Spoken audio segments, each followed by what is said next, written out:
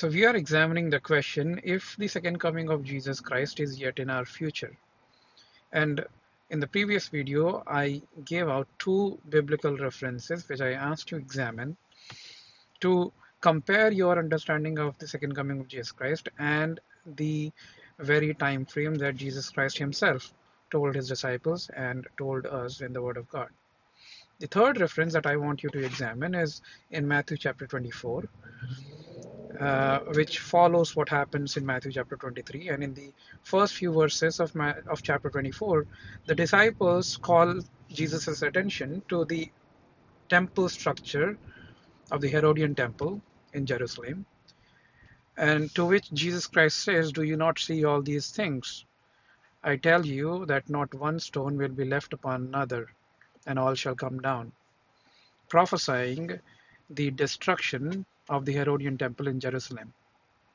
And when the disciples hear of this statement from Jesus, they ask, "Lord, tell us when when will these things be?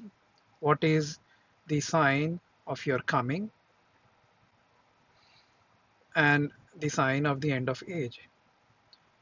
And to that question, Jesus Christ replies and give a series of um, signs, and he tells that look for these things because when these things come to take place, understand that the coming is near. And he wraps up all of those signs that he gives with a time statement in verse 34, and he says that I tell you that this generation will not pass away until all of these things take place.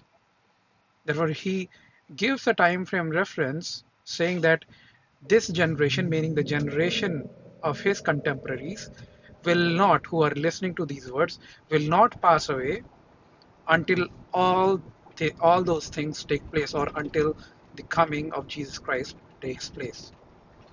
Therefore, from the three references that I asked you to examine, Matthew chapter 10, verse 23, Matthew chapter 16, verse 28, and Matthew chapter 24, verse 34, we can understand that Jesus told his disciples that his coming into his kingdom would take place in the lifetime of his disciples, in the lifetime of the generation that lived at the time. Therefore, if you have a understanding of the second coming of Jesus Christ that is in our future, then you're diametrically opposite to what Jesus believed and taught.